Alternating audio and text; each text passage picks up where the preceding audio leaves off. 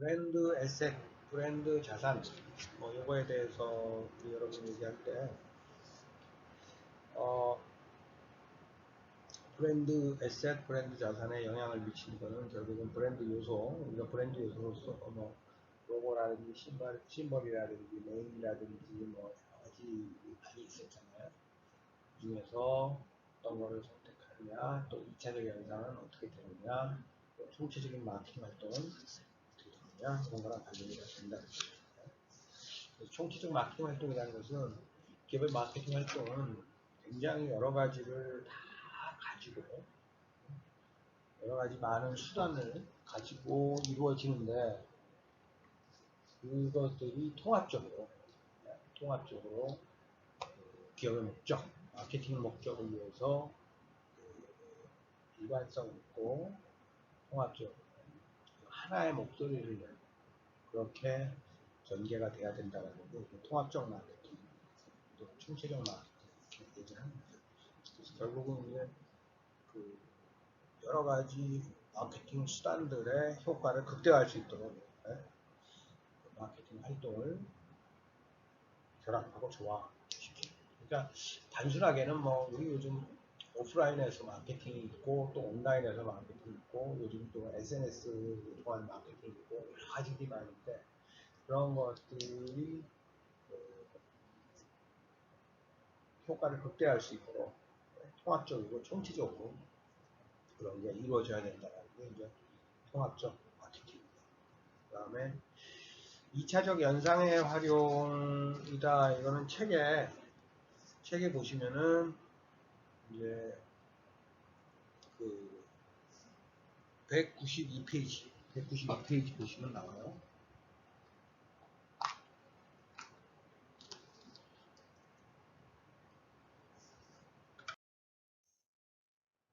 그래서 그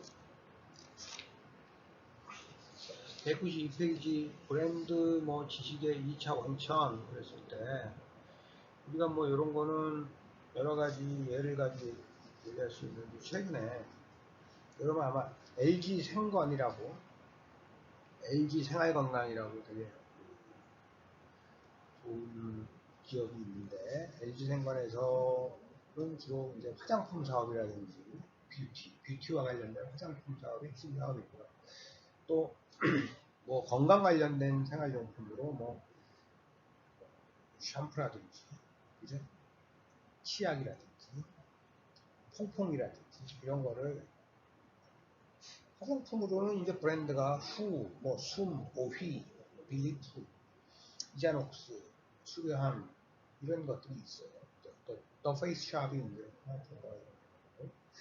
그리고 음료도 있죠. 음료도 있어서 코카콜라라든지 뭐 미니메이드, 판타, 스프라이트, 커피 조지아, 파워에이드, 토요타 시그레 음료도 세 가지 사업법으로 이루어졌죠. 그러니까 뷰티와 관련된 사업도 하나 있고 헬스와 관련된 사업도 하나 있고 리프레쉬 음료랑 관련된 사업부가 있죠. 근데 사실은 음료 같은 경우는 뭐 다른 거에 비해서는 좀 덜한 것처럼 보이지만 최근에 나온 자료들 보면은 그 캐시플로우 같은 게 되게 좋아요. 그래서 충분히 화장품 사업이라든지 생활용품 사업 같은 경우는 연구개발 같은 걸 많이 해야 되거든요. 마케팅도 많이 해야 되고 많은 투자가 필요한데 그런 것들을 뒤에서 받쳐주는 게 이제 음료 사업이다. 뭐 이렇게 하는데 여러분들 아마 주식 찾아보면은 아마 이게 그 주가 한번 볼까요? 제가 지난번까지 봤을 때는 141만 7천 원이 이게 아마 월요일 정도 주가일 것 같은데 오늘 주가 봅시다. LG 생활건강이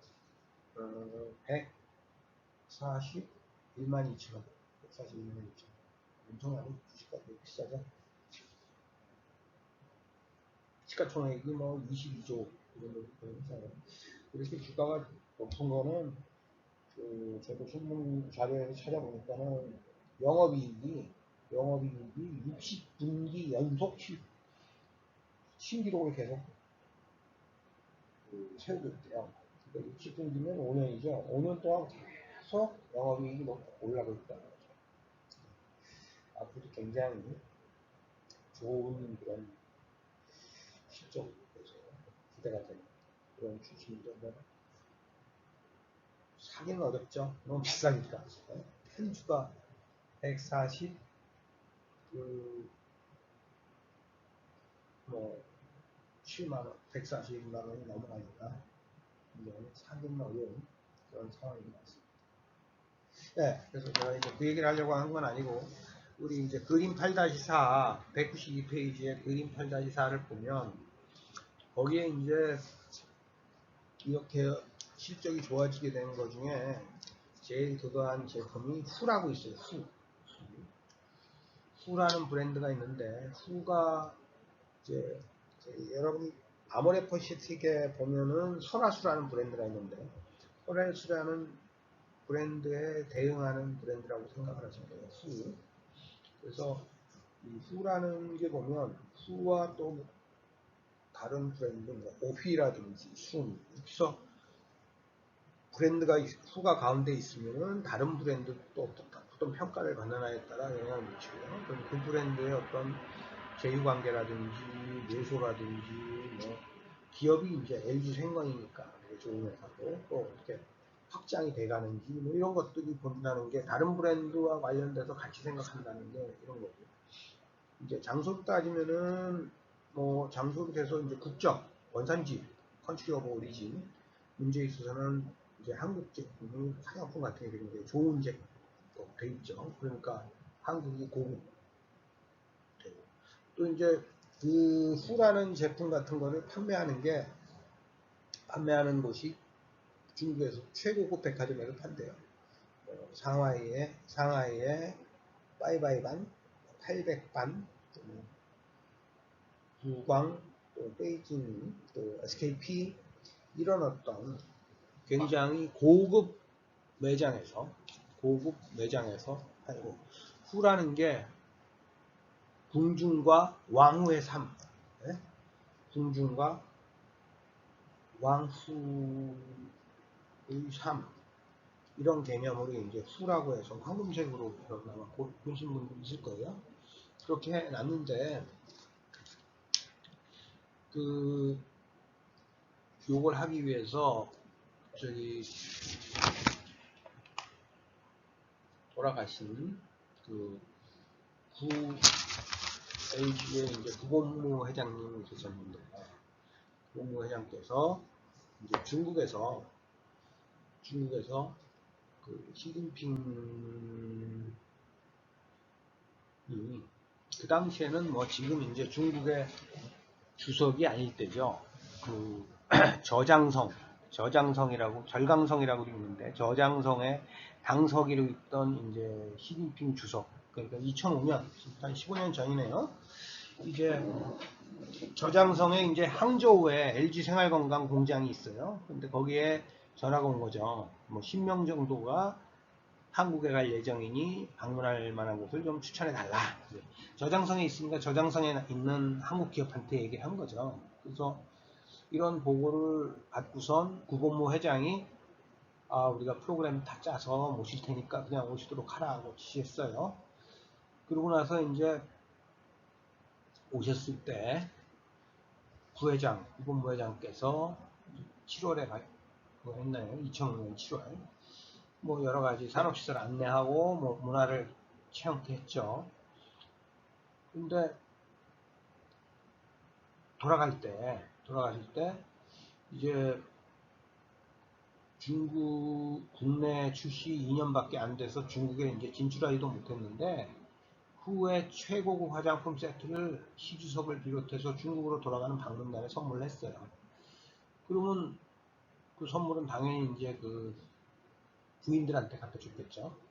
그래서 선물은, 그러고선 그게 이제 감동기형형으로 나오는 얘기인데, 한 번으로 끝나지 않고 화장품이라는 게 뭐 한 2년 쓰면 또 다 쓰나요? 그래가지고 떨어질 때쯤 되면 다시 선물을 한 거죠.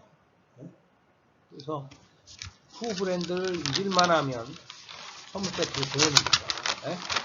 그러면은 그 시진핑 그 부인이 이제 펑리위안이라고 그 가수했던 분인가 뭐 그렇죠. 유명한 예? 펑리위안 여사잖아요. 중국 주석 부인이. 그러니까 이제 자연스럽게 후를 사용하는 VIP가 된 거죠. 그죠? VIP가 돼가지고 좋아하게 되고, 그러면 이제 그런 게 그렇잖아요. 뭐 그러다가 이제 시진핑이 중국 주석이 되니까, 뭐 말하자면 영부인이 쓴다, 황후가 쓴다. 그러면은 인기를 끌죠. 다른 사람들도 다 쓰게 되죠. 네? 그래서 그 실제로 뭐 그렇게 펑리위안이라든지 시진핑이라든지 이런 그 사람들이 예? 그 브랜드를 알리는 대변자 역할을 하게 된 거죠. 여러 가지 또 사회공헌 활동이라든지 이런 것도 또 많이 같이 연결해서 하고 이래가지고 실제로 후 브랜드가 이제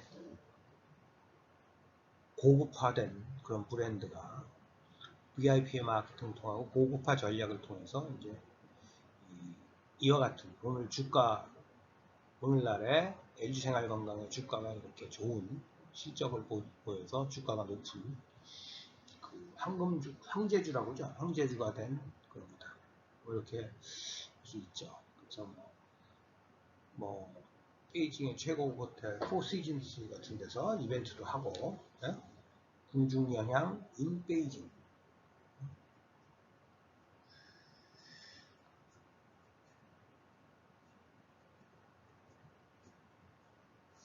그래서 이제 제가 작년 한 5월쯤 신문에 나온 사례, 그런 감동 경영 관련된 신문에서 사례를 보고 제가 지금 강의를 케이스로 여러분들한테 얘기를 해주는데, 결국은 후라는 브랜드를 중심에 뒀을 때 관련되는 다른 브랜드, 또 일, 사람, 장소, 뭐 이런 여러 가지들이 같이 연결이 돼가지고, 아까 그러니까 뭐 베이징에 있는 최고급 호텔인 포시즌스에서는 뭐 궁중 연양 인 베이징 행사를 열어서 뭐 어떤 후에 직접적인 점이 됐다.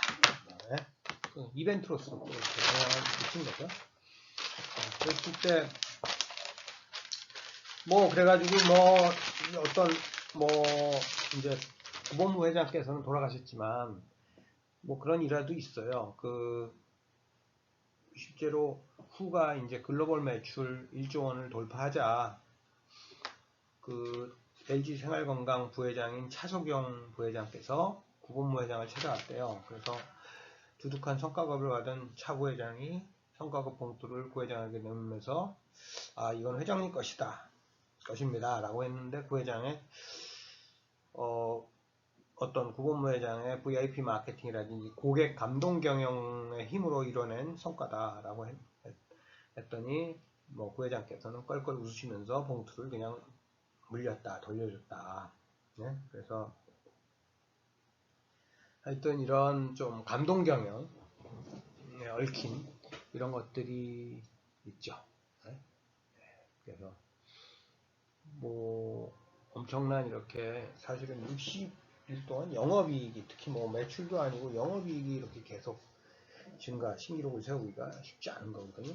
그럼 뭐 이 구본무 회장 우리가 뭐 상대적으로 그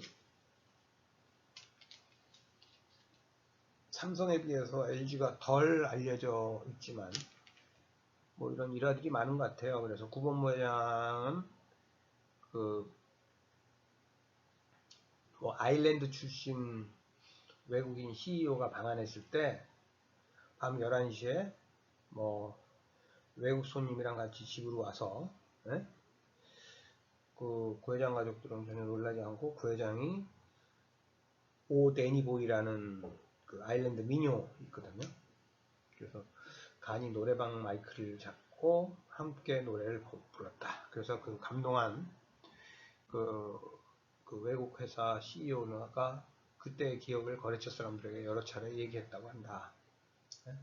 그래서 외국 CEO한테 또 깊은 인상을 주는, 그리고 이렇게 돌아가실 때도 그 18년, 벌써 지금으로 따지면 2년인데 2년 전에 돌아가셨을 때도 뭐 이렇게 좀 검소히 조용히 이제 장례도 치러라 뭐 이런 식으로 하고 뭐 해서 상당히 소탈하고 이렇게 이웃집 아저씨 같았던 그런 회장님이었다 뭐 이런 식으로 돌아가시고 나서 오히려 상당히 그 사람들한테 많은 감동을 준 그런 감동 경영의 사례다, 이렇게 그 얘기가 되는 사례도 있어요. 그래서 이거 뭐 사실 이 사례를 얘기한 거는 이렇게 후라는 브랜드가 있으면 그 브랜드와 연결된 다른 브랜드, 그죠? 뭐 숭일 수도 있고 오휘일 수도 있고 뭐 다른 뭐 있는데, 그리고 또 장소는 뭐 한국이냐 또 백화점이냐, 일과 관련돼서는 뭐 이벤트, 아까 뭐 호텔에서 무슨 이벤트 같은 걸 했다고 그랬죠. 궁중연양, 이게 이제 후라는 게 왕후할 때 후니까, 또 여러 가지 데이라는 거는 이제 뭐 코우즈라고 해서 CAUSE 코우즈, 우리 데이 명분할 때 되게 큰 뜻, 큰 뜻 이런 거고. third party 뭐 예를 들어서 뭐 후라는 게 뭐 고객 만족상을 받았다든지 뭘 했다든지 해서 어떤 제3자로부터 인정을 받으면 승인을 받거나 상을 받거나 그러면은 이제 하는 거. 그리고 사람은 대변자, 뭐 어떻게 펑리위안이나 시진핑 그런 사람들이 그렇게 된 거죠. 고위직이. 그다음에 종업원들이 또 열심히 잘 해가지고 이미지가 좋아져가지고 그런 게 있을 수 있고. 그래서 이 또 원산지가 한국이라는 것, 또 경로가 그렇다는 거. 그래가지고 전체적으로 브랜드 자체보다도 2차적인 연상을 주는 다른 브랜드라든지 사람이라든지 장소라든지 일, 이런 것들이 영향을 미친다 이런 거죠. 여러분들도 아마 그 초코파이 같은 예도 제가 가끔 얘기 이미 했는데, 초코파이와 관련돼서 또 오리온에서 나오는 게 이제 포카칩 관련되고요. 또 뭐 광고 모델 같은 거 보면은 뭐 옛날에 김유정이라는 탤런트 나오고 또 담철곤 회장이 직접 나와가지고 또 하기도 하고, 사회공헌 같은 것도 많이 하고, 뭐 이게 여러 가지 그 중국에서 장학 퀴즈라든지 뭐 또 축구, 어린 유소년 축구 뭐 지원해 준다든지 이런 거 많이 하거든. 그리고 또 원산지는 한국이고요. 근데 이 초코파이는 아마 지금 우리나라보다 중국이라든지 러시아에서는 자기네 거라고 그래요. 러시아 거라고 주장을 할 정도로 인기가 있고, 또 북한에서도 많이 이거를 먹죠. 예전에 그 개성공단이 있을 때 개성공단의 직원들한테 뭐 초코파이를 이렇게 간식으로, 이제 공장에서 일하는 직원들의 간식으로 줬더니 이 직원들이 뭐죠? 그거를 이제 퇴근 때 집에 가서 자기 이 애들한테 주려고 싸가는 모습을 보고 뭐 2개를 늘리고 3개를 늘렸다 뭐 이런 얘기들이 있어요. 그리고 이제 초코파이라는 게 어떤 정, 고향의 정, 뭐 이래가지고 여러 가지 이런 게 있다. 이렇게 해서 하나의 브랜드가 있으면 그 브랜드 자체가 아니라 연결되는 다른 브랜드, 방금 초코파이면 포카칩, 후면은 뭐 오휘 뭐 이런 거라고 했죠. 또 브랜드와 사람, 브랜드와 장소, 브랜드와 일, 이렇게 연결되는 것들로 인해서 그 브랜드 자산이, 브랜드 가치가, 브랜드 지분이 더 커진다. 또 그 다음에 브랜드 요소를 이제 선택하는 그 기준으로, 브랜드 요소 선택하는 기준으로는 기억 용이성, 뭐 유의미성, 뭐 호감성, 라이커블리티, 또 이전 가능성, 하나로부터 그 다른 범주에서 신제품을 도입할 수 있는가, 이런 이전 가능성, 또 세상이 이렇게 바뀌고 변해도 요소가 적응 가능하고 업데이트 될 수 있어야 된다. 그래서 어떤 뭐 좀 상당히 로컬한 지역적인 거라든지 그런 건 안 되고, 또 법적인 보호가 가능해야 된다. 이렇게 6가지 요소 같은 거 잘 알아두시고요. 예, 다음에 총체적 마케팅 활동도 제가 설명을 했는데, 결국은 고객 또는 잠재 고객이 브랜드라든지 제품 범주 또는 시장에 대해 가지는 모든 긍정적인, 부정적인 정보 제공 경험을 우리가 이제 브랜드 컨택트, 그 브랜드 접촉이라고 하죠. 그랬을 때 상호 간의 시너지가 창출될 수 있도록, 이건 결국 효과가 극대화할 수 있도록, 뭐 예를 들면 쉽게 얘기하면 광고를 할 때도 여러 매체를 통해서 하잖아요. 그런 것들이 그 시너지가 창출될 수 있도록 해야 된다라는 게, 그래서 그렇게 브랜드 접촉을 관리해야 되는 거, 이거를 우리가 얘기를 하고 있죠. 그래서 여기 이제 이런 미니 그 자동차 이런 데서 상당히 그런 자동차 회사들이 그런 것들을 많이 잘 하고 있죠. 그래서 어쨌든 총체적 마케팅을 설계하는 데 있어서는 그런 통합적인 그게 되도록. 하지만 이제 뭐 예를 들어서 다시 한번 얘기를 하면 애플이라는 사람으로 봐서 어떤 종업원 또 대변자 이게 있는데, 이게 이제 여러분들 아까 얘기한 뭐 펑리위안이라든지 아니면 또 시진핑 이런 게 될 수 있고요. 또 이제 브랜드 관련되는 브랜드는 제가 후면은 뭐 뭐 오휘 뭐 이런 것도 있다는 거죠. 뭐 이자녹스 뭐 이런 것들이 있어서 제휴 관계라든지 뭐 요소라든지 회사라든지 확장, 우리가 그런 거 있어요. 그 예를 들어서 피자헛이다 그럼 피자헛이 뭐 예를 들어서 펩시콜라랑 뭐 제휴를 했다든지 뭐 그런 거였지. 우리가 피자헛 가면은 여기랑 떠오른다 뭐 이런 거, 거기 가면은 펩시다, 또 어디랑은 또 코카콜라다 뭐 이런 것들 있죠.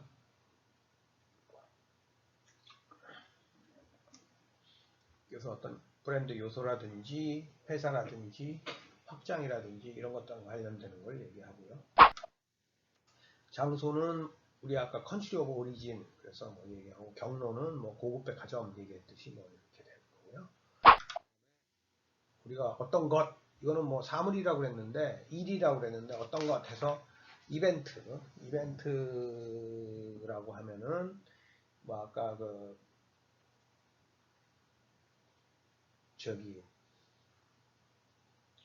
이벤트다 그러면 아까 호텔에서 이제 궁중 어떤 그런 이벤트를 이제 호텔에서 궁중 연향이라는 베이징 포시즌스 고급 호텔에서 이제 그런 이벤트를 한다든지, 또 명분이라든지 데이라고 해서 코설 마케팅을 하죠. 코설 마케팅, 서드 파티 승인, 뭐 어떤 인증회사라든지 뭐 아니면은 여러 정부기관으로부터 또는 어떤 공공기관으로부터, 그래서 우리 무슨 고객 만족 우수 브랜드 상이 굉장히 많이 다녀요. 사실은 굉장히 많이 요즘 그런 게 있는데 너무 또 남발해서 문제가 되는 것도 있는데, 하여튼 그런 것들이 되고 있다. 뭐 이렇게 해서 이런 브랜드 자산을 키우기 위해서는 스스로, 여러분들 그래요. 우리가 이제 사회생활을 할 때 자기 스스로 혼자 사회는 뭐 아주 그걸 혼자 살아갈 수는 없잖아요. 그래서 자기와 연결되는 뭐, 자기와 연결되는 어디, 자기와 연결되는 또 뭐, 이런 것들을 가지고 나의 어떤 가치, 나의 브랜드가 커지는 거랑 마찬가지고, 또 그런 거. 이제 애플이 그런 걸 잘하죠. 애플이 그런 걸 잘해요. 그래서 이 아이폰과 관련된 시리즈들이 그런 걸 잘하는데, 이런 것들이 이제 브랜드 지식의 2차 연상의 활용이다. 그래서 여러분들한테 이건 얘기할 수 있는 거고요. 그래서 브랜드 가치, 브랜드 자산 또는 브랜드 지분을 키우기 위해서는 이런 것들을 다 같이 관리해 나가는 이런 것들이 활용하는 게 필요하다. 하는 게 하고요. 뭐 요건 여러분들이 이거는 생각나는 게 있으면 초코파이를 대응해서도 해볼 수 있고, 코카콜라를 대응해서도 해볼 수 있고, 아이폰을 대응해서도 해볼 수 있고, 뭐 이렇게 해볼 수 있어요. 또 요거 한번 해보세요. 나중에 제가 제출하라고 그러면 제출하고, 여러분들이 새로운 브랜드를 하나, 여러분들이 좋아하는 브랜드를 골라서 그걸 한번 여기에 맞춘 자료들을 찾아보는 거예요. 다른 브랜드와 어떻게 연관을 시키고 사람과는 어떻게 제가 아까 그 LG 생활건강의 그 후를 가지고 얘기를 한 것처럼 또 장소는 어떻고 또 이벤트라든지 명분이라든지 제3자 승인은 또 어떻게 하는지를 해서 나중에 제가 제출 받을 거니까 요거를 레포트처럼 저는 이제 표지 만들고 그런 거 하지 말라고 그랬죠. 그래서 여기 요거를 이제 레포트로 냅니다. 2차 현상, 브랜드 2차 현상 레포트.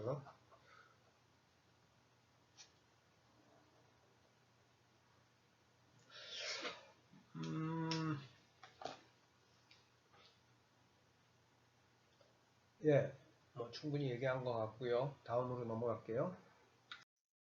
이제 뭐 브랜드에 대한 지분을 측정하고 관리하는 데 있어서는 뭐 브랜드의 지분, 브랜드 자산을 측정하기 위해서는 브랜드 어딧이 필요하다. 브랜드 감사가 필요하다. 그러니까 브랜드 감사라는 것은 브랜드가 얼마나 좋냐, 얼마나 브랜드의 뭐 건강성이라고 책은 되어 있는데 브랜드의 건강성을 평가하고 브랜드 자산의 원천을 밝혀내고 브랜드 자산을 증가시키고 활용하는 방법을 제안하는 집중적인 일련의 절차. 그러니까 브랜드가 얼마나 잘 관리되고 있느냐, 브랜드가 얼마나 잘 성장하고 있느냐, 브랜드가 얼마나 잘 좋아지고 있느냐, 그런 것들을 파악하고 이제 추적하고 하는 걸 이제 브랜드 감사. 우리가 이제 감사라는 게 그런 거죠. 얼마나 무슨 문제는 없는가.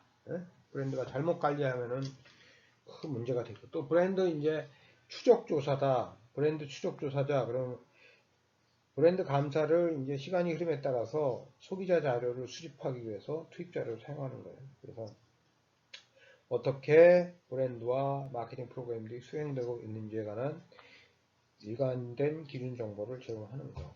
그래서 어디에서 얼마나 그리고 어떤 식으로 창출되고 있는가를 이해하는 데 도움을 줌으로써 의사결정을 하는 거. 하여튼 브랜드가 브랜드 자산, 지금 이제 브랜드가 왜 이렇게 중요한가 하면은, 여기도 마케팅 책에서 브랜드를 왜 이렇게 중심으로 썼냐 하면은, 이 브랜드가 거의 마케팅의 대부분인 것처럼 최근에 얘기들을 많이 하고 중시해요.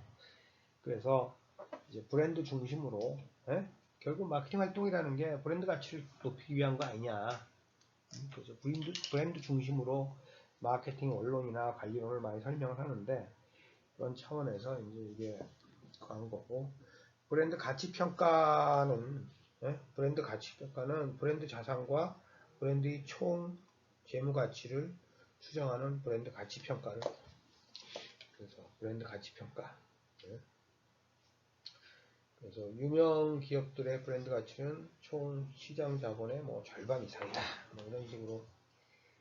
되게 브랜드 관리 기업이 인터브랜드라고 있어요. 그래서 뭐 금전적 가치를 추정하는 5단계 모형을 개발해서 뭐 과거에 이제 뭐 코카콜라라든지 이런 것들이 굉장히 높은 수령을 받죠. 그래가지고 여러 가지 세전 이익 같은 거 구하고 운영 비용 공제하고 뭐 이래가지고 그걸 하는 거죠. 여러 가지.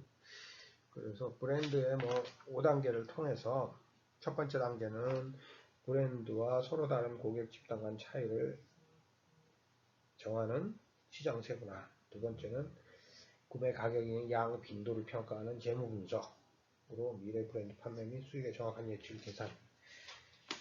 그래서 하고 세 번째 단계는 브랜딩의 역할을 평가하고 브랜드에 발생되는 경제적 이익의 비율을 계산하여 브랜드 이익을 산출하는 시장조사. 네 번째는 브랜드 강점을 평가하고 예측된 브랜드 이익의 실현 가능성을 측정해. 책에 나온 그대로죠. 그리고 마지막 단계에서는 브랜드 할인율로 할인된 예측 브랜드 이익의 순현가 Net Present Value. NPV라는 것은 Net Present Value죠. Net Present Value. 그러니까 브랜드 가치를 계산하는 것. 그렇게 해가지고 결국은 브랜드의 가치를 인터브랜드라는 세계적인 이제 브랜드 관리 회사예요. 그래가지고 어떤 그 브랜드가 그 얼마짜리다 브랜드가 이렇게 얘기를 하는 거가 될 수 있고요. 그리고 이제 브랜드 자산 관리, 뭐 책엔 자산 관리라고 있고 여기는 지분 관리라고 되어 있는데, 뭐 브랜드를 강화한다. 그러면 브랜드가 어떤 제품을 나타내는지, 어떤 핵심 혜택을 주는지, 어떤 요구를 충족시키는지 이렇게 브랜드를 강화하고, 또 브랜드가 어떻게 브랜드가 제품을 우수하게 만드는지, 어떤 강력하고 우호적이고 독특한 브랜드 연상이 소비자 마음에 존재해야 하는지. 그래서 브랜드가 주는 의미를 이제 일관되게, 이거 그래서 뭐 우리가 삼성 브랜드다 그러면 삼성 브랜드가 주는 이미지가 있잖아요. 그걸 계속 좋게 만드는 거죠. 그래서 사실은 올림픽에도 가고 뭐 프리미어리그도 가고 뭐 하여튼 최고급으로 만들고, 최근에 이제 삼성 대리점이나 이런 데 가보면은 과거와는 다르게 막 체험형으로 멋있게들 만들어 놨죠. 여러분들 이제 그런데 기회가 되면 한번 가보세요. 그냥 재밌어요. 가보면 그렇게 가는 경우도 있고, 그런 것들이 이제 브랜드 reinforcement라고 해요. 그러니까 브랜드가, 우리 브랜드는 이렇다라고 계속적으로 이제 소비자들한테 각인시키고 인식시키고 좋은 연상을 갖도록 만들고 하는 것들이 이제 브랜드 reinforcement, 강화라고 하고, 좀 뭐 예를 들어서 브랜드 재활성화 그러면은 브랜드가 좀 꺾였는데, 꺾였는데 이거를 다시 새로이 바이탈 하면은 활성화잖아요. 재활성화. 뭐 새롭게 다시 노력을 통해서 꺾이고 있던 것들을 다시 이렇게 끌어올리는 거. 그런 것들을 우리가 브랜드 재활성화 이렇게 얘기를 하죠. 그래서 책에 나온 예를 보면은 자동차 시장에 있어서 캐딜락이라든지 피아트 또는 폭스바겐은 뭐 브랜드 운명을 완전히 새로 바꿨다 이거죠. 그죠? 그래서 결국 이렇게 하려면은 브랜드 자산이 원천이 무엇인가, 그래서 긍정적인 연상을 주기 위해서 어떻게 해야 되고 부정적인 연상이 가지 않도록 어떻게 해야 되는가 해야 되고 결국은 그런데 뭐 기본으로 돌아가라. 결국은 뭐 기본으로 돌아가라는 얘기가 그 고객, 그죠? 고객. 모든 것들이 back to the basic 이라는 게 결국은 고객에게 어떤 가치와 혜택을 주는가, 이걸 가지고 얘기할 수 있는 거죠. 이런 걸 재창조 전략, reinvention strategy라고 얘기를 하죠. 그러니까 기존에 이제 브랜드 포지셔닝 돼 있던 게 더 이상 생명력이 없는 경우에 이걸 어떻게 새로이 그 소비자들한테 각인을 시키고 뭘 하고 하는 그런 것들을 써요. 그래서 이제 뭐 이게 여러분들 보면 가끔 이렇게 보면 그 이렇게 하기 위해서 무슨 카드 회사 같은 데서도 제가 이렇게 이런 예로 좀 들어보면은 이제 카드 회사 같은 데서도 뭐 현대적인 의미로 마케팅을 많이 하다가 그 최근에 이렇게 카드 같은 거를 이렇게 여러분들 보시면은 카드에 뭐 국악 또는 그 우리나라 미술, 한국화 이런 것들을 해가지고 한국적인 거를 가지고 다시 한번 또 이렇게 하려는 그런 움직임들이 많이 또 보여요. 그래서 그런 것들 보면은 이게 또 카드의 뭐 정석이라고 그래야 되나? 뭐 그런 것들 이렇게 어떤 카드에서 하면 뭐 카드의 정석이라고 그래가지고 거기에다가 이렇게 한국 같은 것도 이렇게 심고 이래가지고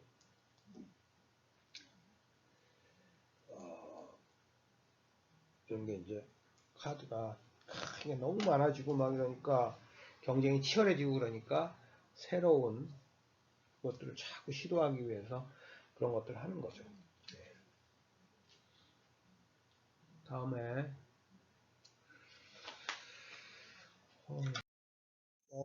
브랜딩 전략을 이제 개발하는 거, 브랜딩 전략, 브랜딩 스트래티지에 대해서 이 얘기를 하겠습니다.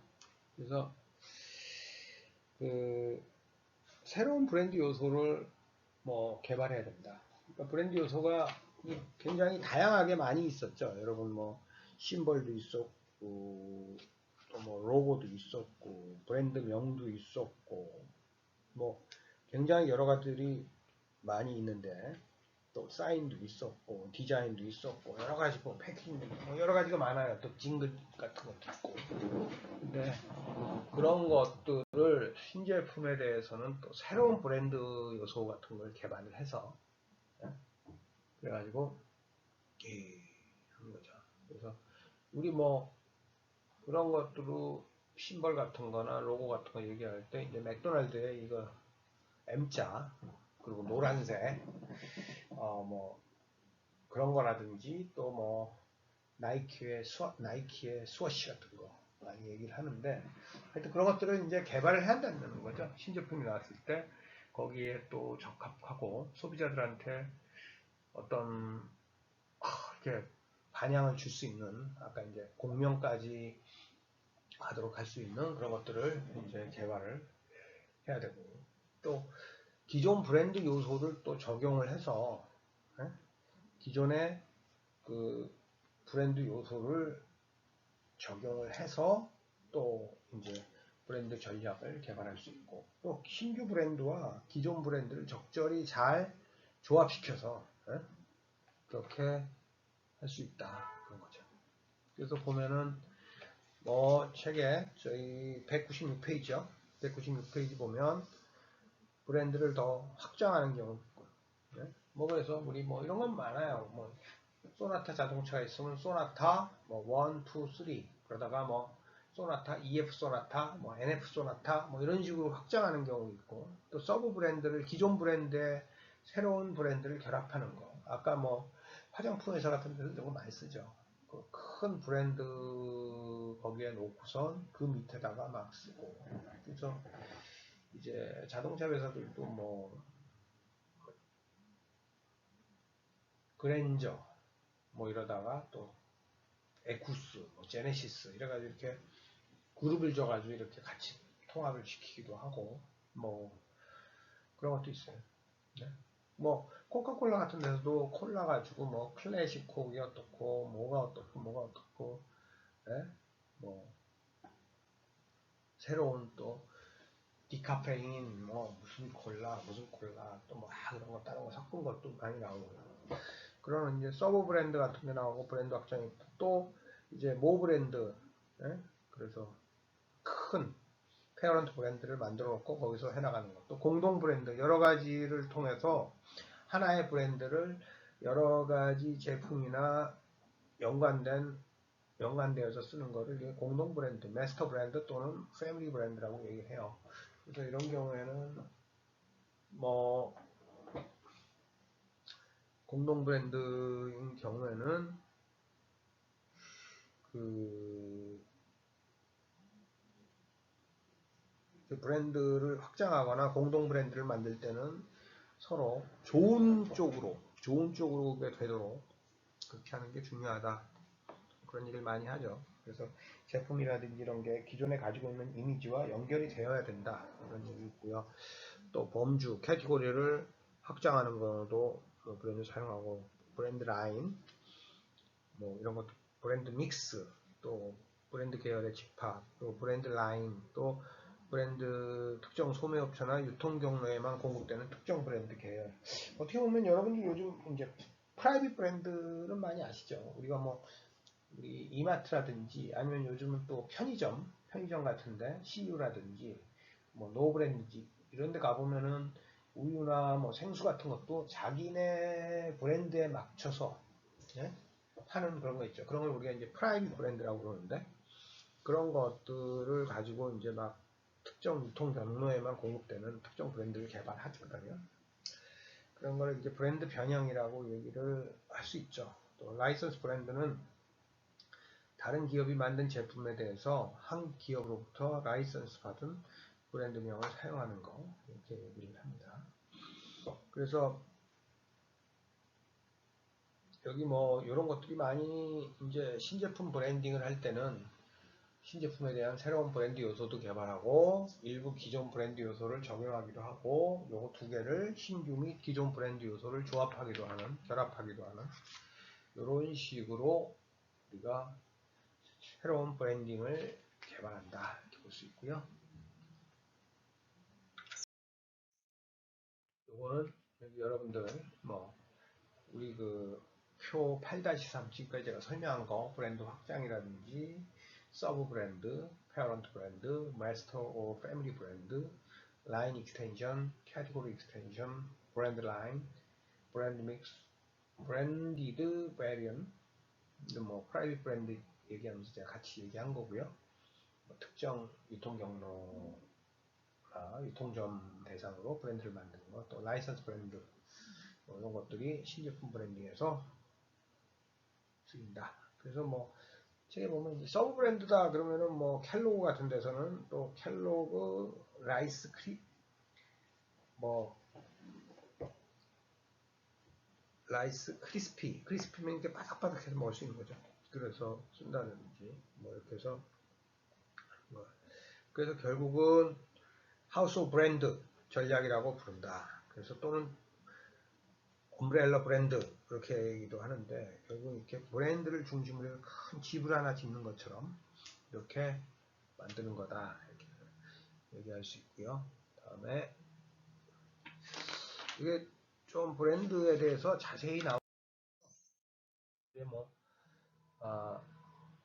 브랜딩 전략 대안으로 하우스 오프가 아니에요. OFF가 아니고 오브 브랜드 전략. 그래서 개별 또는 독립적인 공동 브랜드명을 하나 만들어서 거기 밑에서 쫙 다 새로운 제품도 개발하고 그러니까 뭐 그 우리 현대자동차 그래도 현대자동차 내에 뭐 소나타 그럼 소나타로서 쫙 그 안에 이제 브랜드들이 여러 개들 관리가 되고 또 화장품 회사 같은 데서도 그런 걸 많이 하죠.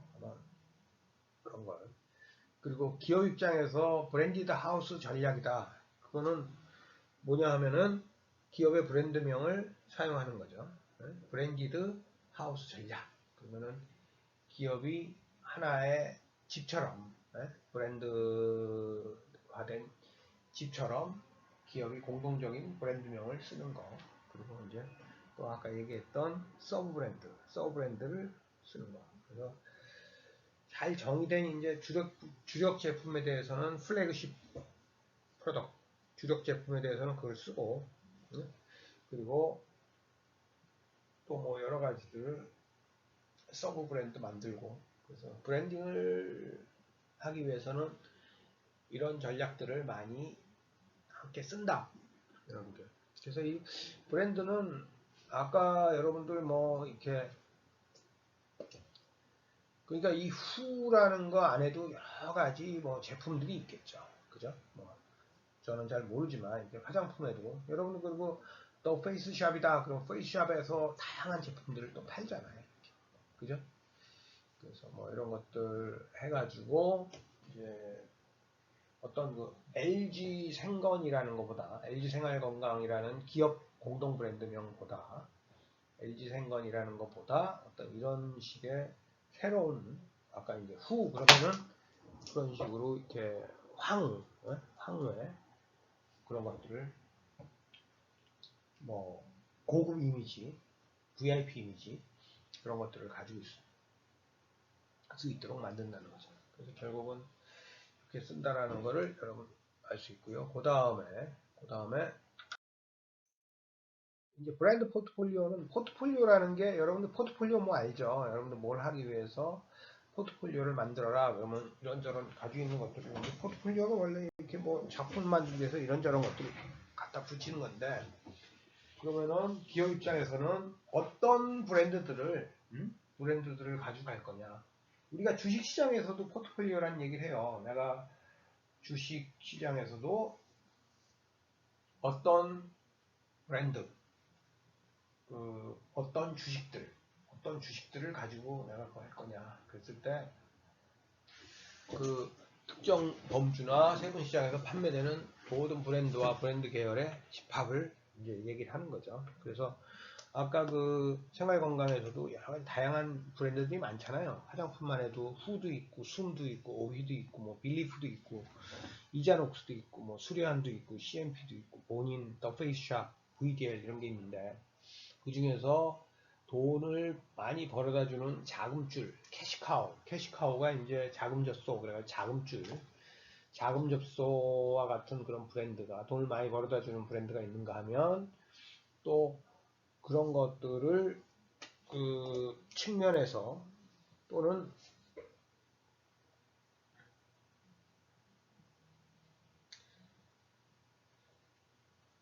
뭐 이렇게 플랭커 보조 브랜드다 그러면은 이뭐 방패 브랜드라고도 하고 보조 브랜드라고도 하는데, 이렇게 경쟁사 브랜드에 대적하기 위해서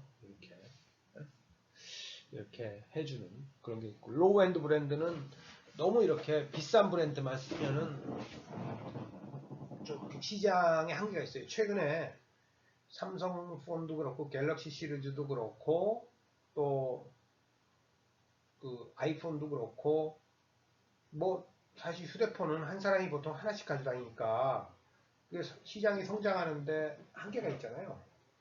그러다 보니까 최근에 대중적인 스마트폰을 많이 만들었죠.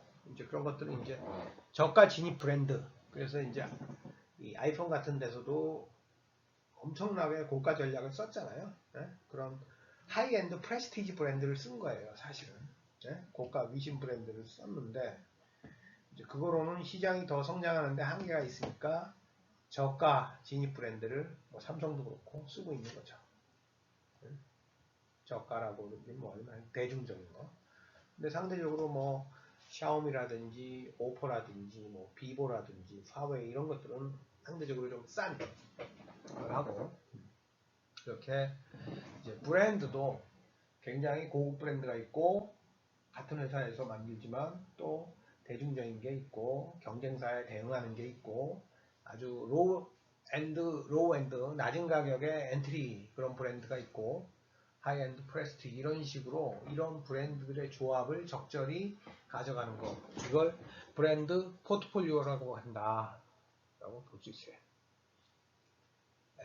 그러니까 기업에서 가지고 있는 뭐 우리 현대차만 해도 굉장히 다양한 브랜드들이 그 안에 있잖아요. 그런 걸 어떻게 가져갈 거냐. 그런데 잘못해서 저가 진입 브랜드 같은 거를 잘못 가져가면은 어떻게 되죠? 잘못 가져가면은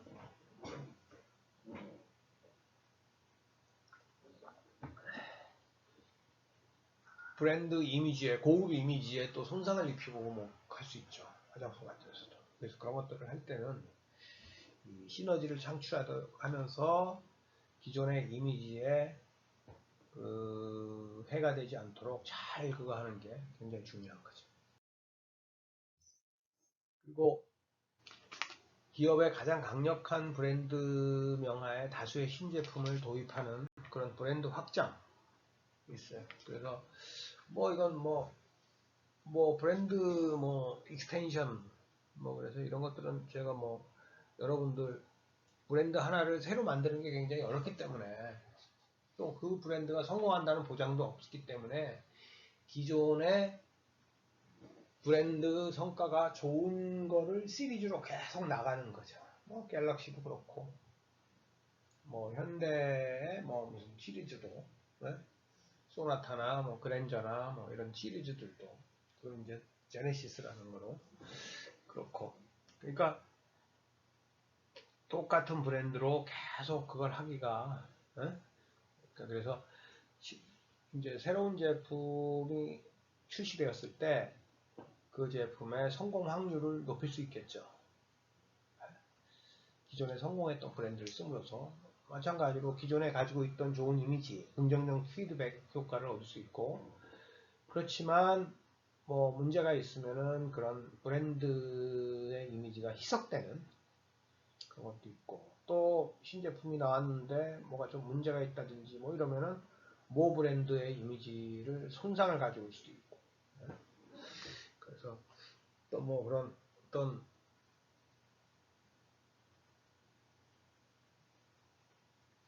뭐 이제 브랜드에 대해서 소비자들이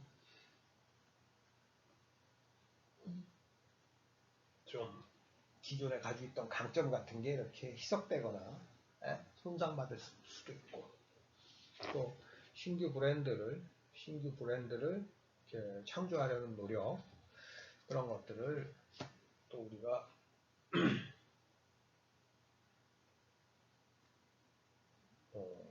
해야 되는 거죠. 그래서 결국 이게 브랜드 관리가 되게 힘들어요.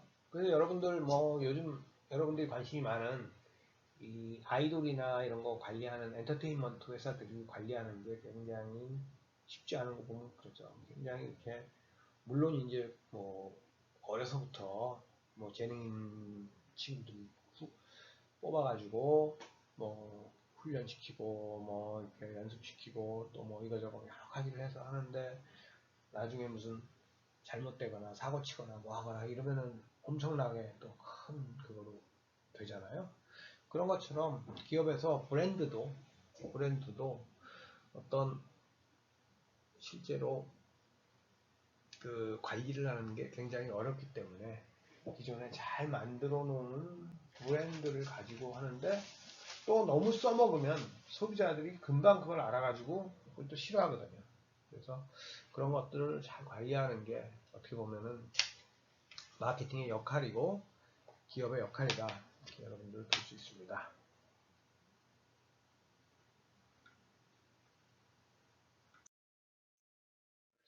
이제 고객 자산과 그 이제 핵심, 네?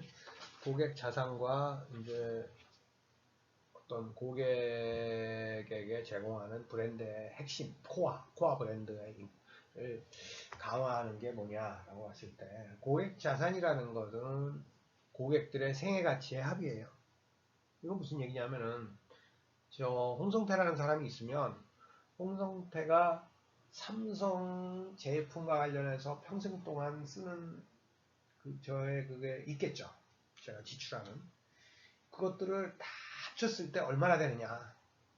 이게 그런 생애 가치야. 그게 고객 자산이에요. 근데 예를 들어서 삼성전자다 그러면은 굉장히 많겠죠. 제가 뭐 휴대폰도 쓰고 또 뭐 텔레비도 쓰고 뭐 이런 것들 다 합쳤을 때 그렇죠.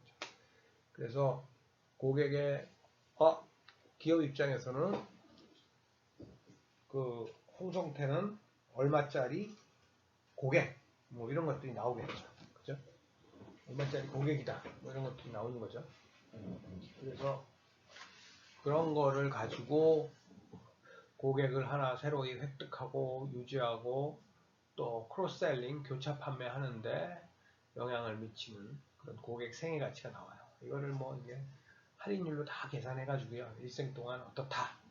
그래서 이 마케팅 이게 이제 지난번에 배운 고객 관계 관리랑 관련이 되는데, 결국은 CRM 활동, 고객을 그 유지하고, 처음에 획득해서 유지하고 이 가치를 높인다는 게 결국은 move of the value of the customer라는 게 크로스셀링이나 업셀링 같은 걸 통해서 더 많이 소비하게 하는 거죠. 그죠? 저도 그런 적 있어요. 저기 하이마트 같은 데 가서 사면서 휴대폰을 사러 갔다가 텔레비 산 적이 있어요. 뭐 휴대폰을 하는데 뭐 하면은 텔레비도 또 뭐 할인해 준다고 그러고 뭐 이런 거.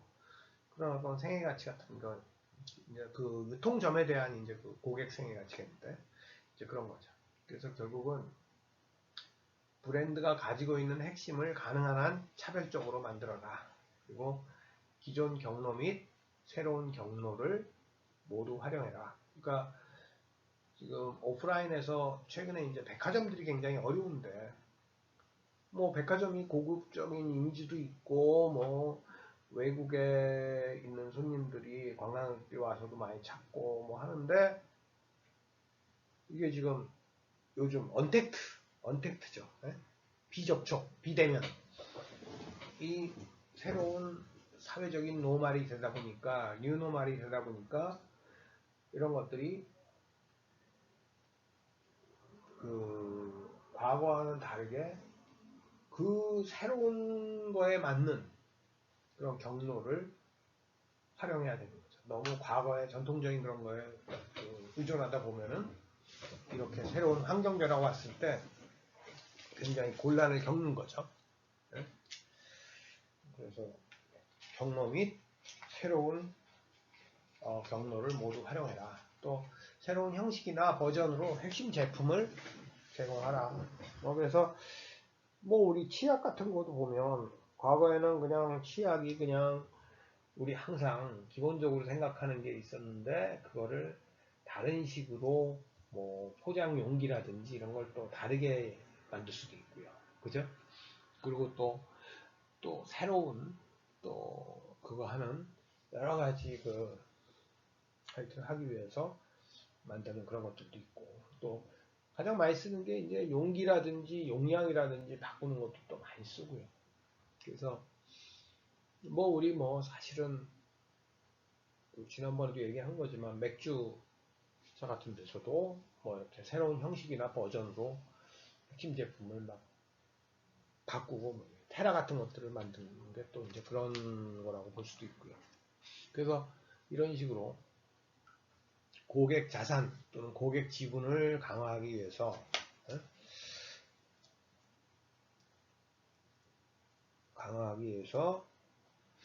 이 것들을 어떻게, 고객 자산이 더 좋은 것 같긴 한데 또 슬라이드에는 지분으로 되어 있는데, 요거를 만들어 나가느냐 이런 거에 대해서 기업들은 많은 노력을 해야 된다. 여러분들도 여러분들의 어떤 개인 한 명 한 명이 여러분들의 자산을 만들어 나가는 과정이에요. 여러분들의 에셋, 여러분이 이제 여러분 이름이 있으면 홍길동이다 그러면 홍길동에 대한 에셋이 있다고, 자산, 에쿼티가 있다고. 에쿼티가 그러면은 그게 이제 여러분과 관련된 여러 가지도 있잖아요. 뭐 여러분이 뭐 나중에 취업 시장에 간다고 그러면은 다른 브랜드와 여러분들이 가지고 있는 강점이라든지 핵심을 어떻게 차별적으로 만들 것이냐, 그리고 내가 뭐 어떤 성장 가능성이 있고 뭐 이렇게 할 수 있느냐. 그래서 그런 것들을 만들듯이 기업 입장에서도 그 고객들에 대응해서 여러 가지 그런 노력들, 브랜드가 가지고 있는 고객 자산을 강화하기 위한 그런 노력들을 전개하고 있다. 그래서 나오고요. 그다음에 그 201페이지 보시면, 201페이지에 보시면은 뭐 이중 위험에 대한 마케팅 인사이트가 있어요. 네? 그래서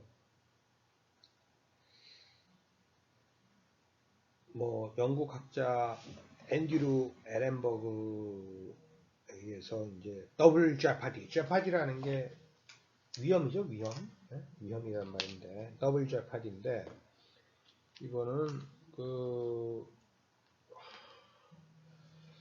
점유율이 작은 브랜드는 2번 손해를 본다. 그렇죠? 네? 점유율이 작은 브랜드는 2번 손해를 본다. 그래서 일단 구매자가 적잖아요. 그죠? 구매자가 적고 구매 빈도도 낮다. 그래서 사실은 그 마케팅에서는 이 RFM이 중요하다고 그래요. 어떤 브랜드를 살 때 그 R이라는 건 리슨시예요. RECENCY 리슨시. 리슨시. 그래서 최신성, 응? 얼마나 최근에 샀느냐. 또 프리퀀시는 최빈성, 얼마나 자주 샀느냐. M은 뭐 모니터링, 뭐 이렇게. 또는 이걸 뭐 FR 뭐 AT 뭐 카운트 뭐 이래가지고 또 그렇게도 하는데, 우리가 보통 리슨시, 프리퀀시, 모니터링 이런 식으로 해요. 그런데 이제 중요한 거는 최근에도 샀고, 그죠? 자주 샀고, 또 모니터링이라는 거는 많은 돈을 썼고, 뭐니? 그런 건데, 그러면 좋은 브랜드, 우리 잘 팔리는 브랜드잖아요. 그런데 구매가가 적고 구매 빈도가 낮으니까 실제로는 반복 구매보다는 시장 침투라든지 고객 기반의 크기에 의해서 결정이 되는데, 브랜드들이 항상 경쟁이 치열하고 이랬으니까, 이게 굉장히 치열하고 많이 싸운다는 거예요. 그래서 실제로 그 점유율이 작아도 그 경쟁에서 그 이기고 서스테이너블 할 수 있는, 그러니까 구매자가 적고 구매 빈도가 낮기 때문에, 점유율이 큰 것보다 점유율이 작은 브랜드는 그 중에서 이거를 극복할 수 있는, 독특한 가치를 제공하고 고도로 차별화된 뭐 그런 것들을 제공하는 게 굉장히 중요하다. 여러분들 이게 길가를 이렇게 다니시다 보면 엄청나게 많은 음식점들이 있잖아요. 조그만 음식점부터 큰 음식점까지. 그거 다 경쟁하고 있는 거잖아요. 응? 그랬을 때, 그, 실제로는 기존 고객의 충성도를 심화하는 데는 한계가 있어요. 그렇기 때문에 고객 기반을 넓히는데 집중해야 된다. 그래서 갤럭시 같은 데서 대중적인 폰을 시장을 결국은 이제 가는 거고. 때문에 근데 또 뭐 이에 대해서 또 더블 제파디 이중 위험이라는 게, 응? 그래서 이런 것들에 대해서 하는 게 또 문제가 있다. 이중 위험이라는 거에 문제가 있다. 그래서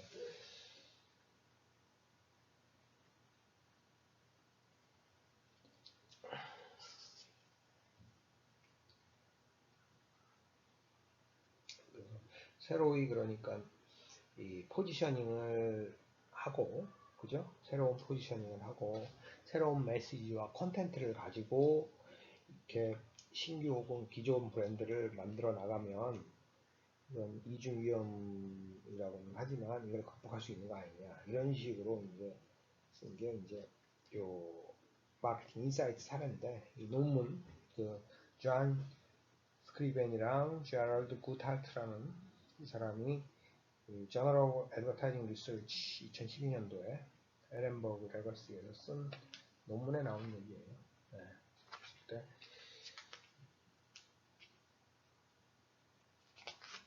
그러니까 결국은 이제 핵심 사업이 중요하다 이렇게 얘기하지만, 핵심 사업 자체가 확장이 불가능하면, 네? 그게 문제가 있기 때문에 핵심 사업을 넓히는 게, 확장하는 게 훨씬 더 중요한 의미를 가지고요. 그렇기 때문에, 그런데 핵심 사업을 넓히는데 한계가 있으면, 그죠?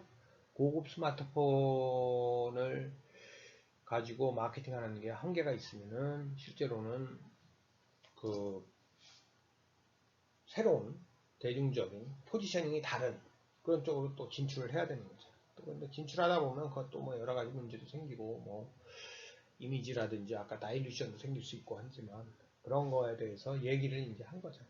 논문에서. 예, 경영적 요약 꼭 읽어보시고요.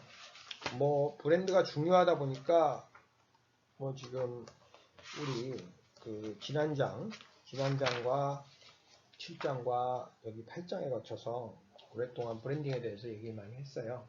근데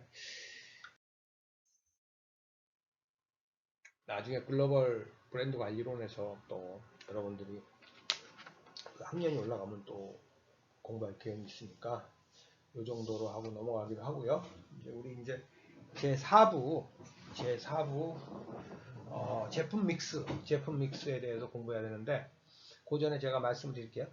지금 뭐 좀 이 온라인 수업이 길어져 가지고 제가 중간고사를 오프라인 시험을 칠 수 있을 것 같아 가지고 오프라인 시험을 칠 수 있을 것 같아서 중간고사를 연기를 했었는데 뭐 아마 11주, 12주 하여튼 이게 지금 진도가 계속 나가다 보면은 여러분들이 기말고사 통합해서 하기도 어렵고 그래서 제가 다음 시간에 최종적으로 말씀을 드려주는데 그러니까 12주차에 말씀을 드리면은 그 13주에 시험을 치를 수가 있어요. 시험을.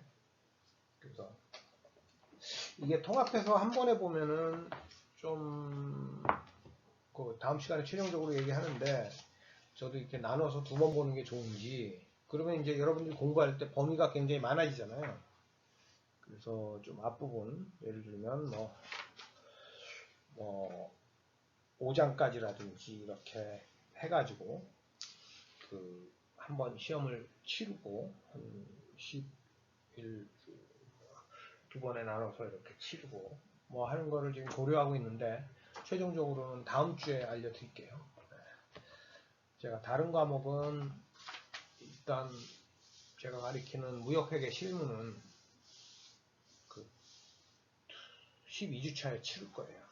좀 과목의 성격이 또 마케팅이랑은 좀 달라가지고 그거는 그 치르기도 했고요. 근데 이 마케팅은 이것도 그러니까 12주차 아니고 13주차에 한번 중간고사 치르고 뭐 14주차에 다시 수업하고 그리고 한번 쉬었다가 16주차에 기말고사 치르고 두 번에 나눠서 보는 게 어떤가 그렇게 지금 생각을 하고 있는데요. 그거에 대해서는 최종적으로 제가 다음 시간에 알려줄게요. 그러니까 여러분들은 하여튼 뭐 시험을 중간고사, 기말고사 두 번에 나눠서 치던 한 번에 치던 우리 배운 데까지 적어도 뭐 이 10장 여기까지는 다 이걸 공부를 해야 되니까 그 양이 되게 많잖아요. 그래서 미리미리 공부를 해놔라. 어쩌면 그 이번 주 말고 그 다음 주에 바로 시험을 칠 수가 있다. 그런 거죠. 다음 주 강의하면서 12주차 강의하면서 최종적으로 알려드릴게요. 그 다음에 이제 제 4부 가치 창조로 가겠습니다. 이제 마케팅 믹스 하면은 그 제품, 뭐 가격, 유통, 또 촉진 그렇게 해서 프로덕트, 프라이스, 플레이스, 프로모션 이 네 가지가 있다고 그러죠. 그래서 그 제품 믹스를 어떻게 가져가고 신제품, 새로운 오퍼링이잖아요. 새로운 오퍼링 결국은 기업이 고객에게 제공하는 거니까 그 제공하는 거는 제품뿐만 아니라 제품과 관련된 모든 것들을 다 하잖아요. 쉽게 얘기하면은 제품을 사는 데 있어서 뭐 할부다 그런 신용도 제공하죠. 그리고 뭐 이렇게 캐피탈을 통해서 뭐 자동차 같은 거 살 때 이렇게 대출도 받게 해주고 또 그거 외에 여러 가지들 막 하잖아요. 그래서 그런 것들과 관련된 제품 전략과 관련된 제품 믹스와 관련된 거를 9장에서 공부할 겁니다.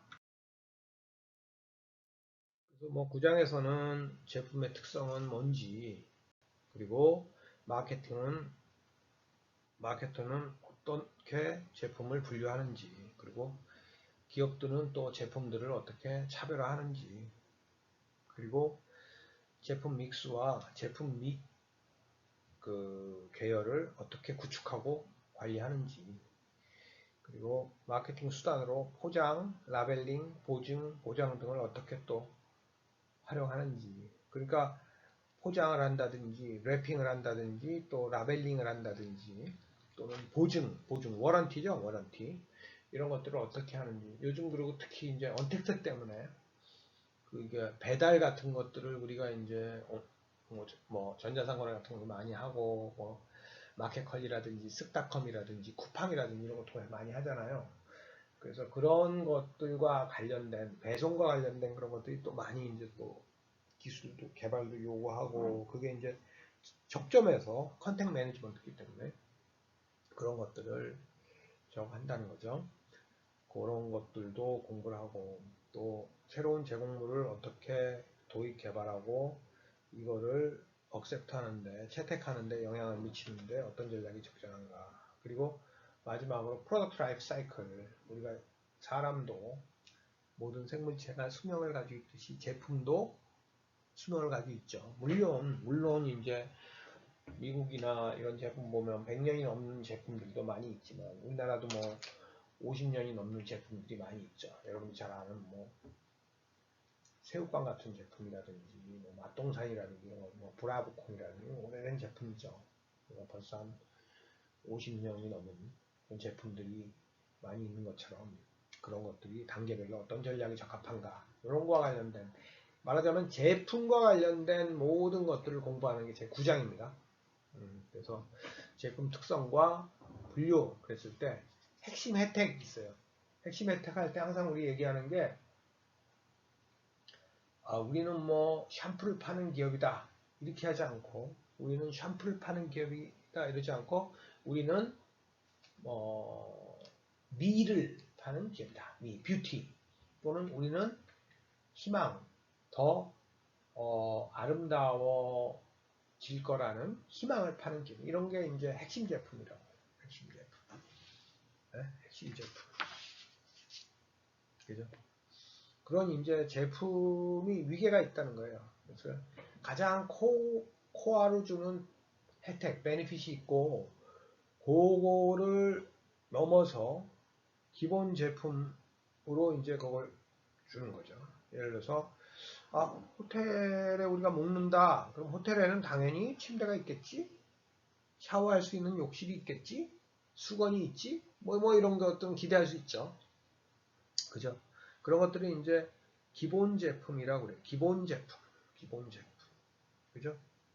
이런 것도 있다. 근데 이제 여러분들이 실제로 세 번째 수준 기대 제품이라는 것은 그걸 뭐 살 때 이런 건 당연히 기본으로 있는데 그래도 뭐 5성급 호텔이라면 아니면 4성급 호텔이라면 이런 거는 있어야 되는 거 아니야? 라고 기대를 할 때 그거를 우리가 그 기대 제품이라고 해요. 기대 제품. 네? 거기서 여러분들이 호텔에 갔는데 뭐 기대하지 않았는데 뭐 예를 들어서 뭐 과일과 이렇게 편지 같은 게 있으면 여러분들 기분이 좋은 거죠. 네? 그리고 또 거기에 이용을 하게 되는 거죠. 제가 이제 그런 적이 있어요.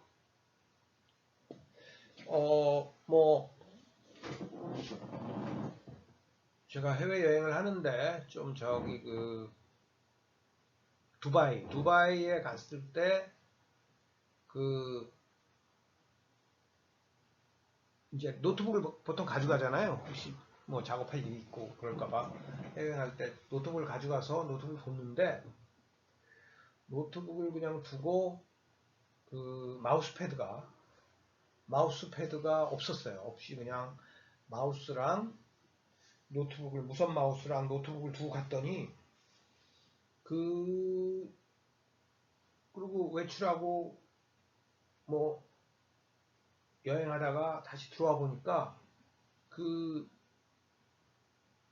어떤 중동 지역에 문양이 들어가 있는 마우스패드를 갖다 놓은 거예요. 그 좋은 마우스패드를. 그래서 제가 감동을 받았거든요. 제가 기대한 것보다 훨씬 더 좋은 그런 서비스를 받으니까 너무 이렇게 좀 감동해서 다음에도 거길 꼭 가겠다. 그래서 어떤 그런 것들이 이제 확장 제품이다 이렇게 생각할 수 있고 오그멘티드 프로덕트. 요즘 뭐 들어가 보면은 누구 환영합니다 이런 게 뭐 영어로 써 있고 이런 거는 5성급 호텔 이런 데 가면 다 돼 있죠. 그래서 그런 어떤 고객의 기대를 초과하는 그런 게 이제 어그멘티드 프로덕트. 어그멘티드 프로덕트. 여러분들 뭐 VR, AR 할 때 그때 AR이 오그멘티드예요. 이제 VR이 이제 가상현실이라고 그러면 AR은 증강현실, 오그멘티드 프로덕트. 사용자의 전체 소비 시스템을 파악할 필요가 있다. 소비자가 뭘 원하는지를 알아야 그걸 뛰어넘는 그 이상의 뭔가를 경험 가능한 모든 확장. 그러니까 그런 거를 위해서 그 호텔에서는 그런 걸 준비해 뒀다는 거잖아요. 그 마우스패드 같은 거. 그죠? 그러니까 참, 저거 있고, 이제 호텔 같은 데서 보면은, 이렇게 관광객들이 많이 묵으면은 그 관광객들의 그 어떤 어느 나라 사람이냐, 어떤 언어를 쓰느냐, 그런 거에 따라서 또 서비스 해주고, 그러면 이제 또, 그거 되죠. 그리고 마지막으로 이제 포텐셜 프로덕트다 그러면은 제품이 미래에 겪게 될 가능한 모든 확장들이나 변형, 이런 것들을 포함한다. 이게 이제 제품이 그런 위계, 제품이 그런 고객이 추구하는 가치가 이렇게 한 5가지로 하이라키를 가지고 있다. 위계를 가지고 있다. 그래서 가장 코어로 원하는 핵심 제품서부터 기본 제품, 기대 제품, 확장 제품, 잠재 제품. 이렇게 제품의 5가지 그런 게 있다 볼 수 있고요. 그 다음에 제품의 속성과 분류 그랬을 때 얼마나 내구성, 듀어러빌리티 알죠? 얼마나 오래 쓰느냐, 여러 번 사용할 수 있는 유용적인 재화, 전자제품이라든지 이런 것들은 그렇죠. 한번 그냥 브라보콘이라든지 이렇게 먹는 건 한번 먹고 나면은 넌 듀어러블 굿, 한 번 또는 몇 번 사용함으로써 소비되는 재화. 내구재는 여러 번 사용할 수 있는 유용적인 재화. 서비스는 유용적이지 않고 무형성, 또 이질성, 비분리성이라는 것은 소비와 동시에 구매와 동시에 소비된다는 거죠. 그게 이제 분리가 되지 않는 거죠. 우리가 이제 예를 들어서 마트에서 뭘 사면 사다 놓고 저장해 뒀다가 우리가 필요할 때 먹을 수가 있는데 여기서는 그게 아니라 보통 그렇잖아요. 우리 진찰 받으러 가면 병원에서 진찰 받으러 가면 그걸 할 때 바로 진찰을 받죠. 그렇게 동시에 이루어진다. 비분리성. 그래서 비저장성 그런 것도 있고요. 그렇게 되는 거고. 소비재의 분류는 소비자의 쇼핑 습관에 의한 분류가 있는데 편의품, 선매품, 전문품, 미탐색품 이런 게 있고 산업재의 분류는 자재 및 부품, 원자재, 가공자재와 부품, 자본재, 설비나 기자재 같은 게 소모품과 사업 서비스 이렇게 얘기를 해요. 그래서 여기 제가 소비재 분류서부터는 다음 주에 제가 좀 더 강의를 해야 될 내용도 있기 때문에 요거는 12주차에 하고 12주차에 한 번 더 강의를 하고 중간고사를 13주차에 볼 수도 있고요. 가능성이 있고 하니까 미리미리 한 챕터 5까지는 5장까지는 중간고사 범위인 5장까지는 공부를 하고 있어라. 여러분들 알겠죠? 그러니까 지금 여러분들이 11주차 강의를 듣고 있고 우리가 총 기말고사까지 15주차를 하는데 중간에 한번 쉬고 메이크업 윅 하고 하니까 중간고사를 이제 한 번에 다음 주에 최종적으로 알려줄게요. 그러니까 시험을 한 번 보고 진도를 계속 나가고 한 번 보나. 그럼 그거의 문제는 여러분들이 좀 이제 범위가 많아지고 공부하는데 좀 힘들다는 게 있고. 그런데 시험 문제 자체는 그렇게 어렵게 안 될 거예요. 어렵게 안 되고 뭐 이렇게 이제 중간고사는 온라인으로 보고. 제가 이제 왜 그러냐면은 이걸 나누고 싶은 이유가 기말고사는 여건이 좋아지면 가급적이면은 그건 학교 와서 치게 하려고 해요. 학교 와서 우리 얼굴을 한번 보고 그게 여건이 허락하면 시험을 학교 와서 치는 거로 하고 싶은데 그 전에 이제 중간고사 범위가 많아지고 그러니까 한번 13주차 정도에 한번 치는 게 어떤가 그런 생각을 하고 있다라는 얘기를 들으면서 오늘 여기까지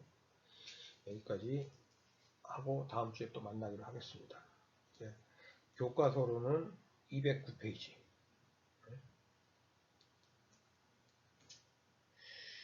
209페이지하고 제품의 분류 여기서부터 하고 지금부터는 뭐 사실은 다음에 제품 관리는 그냥 빨리빨리 해가지고 충분히 다 끝낼 수 있을 거예요. 뭐 내용이 이미 강의를 한 내용도 많고 또 브랜딩 뭐 이런 거 나오는데 그런 쪽은 제가 그냥 앞에서 배운 거니까 쭉쭉 넘어갈 거니까요. 다음 주에 9장 끝나고 뭐 그 다음에 10장 서비스 하고 뭐. 예, 여러분 뭐 하여튼 수고하셨고요. 항상 건강하게 또 즐겁게 또 그렇게 생활하다가 보도록 하겠습니다. 마지막 당부드리지만 꼭 다음 주 12주차 수업하면서 13주차에 시험 보겠습니다. 중간고사 보겠습니다. 그럼 1장부터 5장까지 시험 치는 거니까요. 온라인으로 미리미리 준비해 놓으세요. 예, 수고하셨습니다. 감사합니다.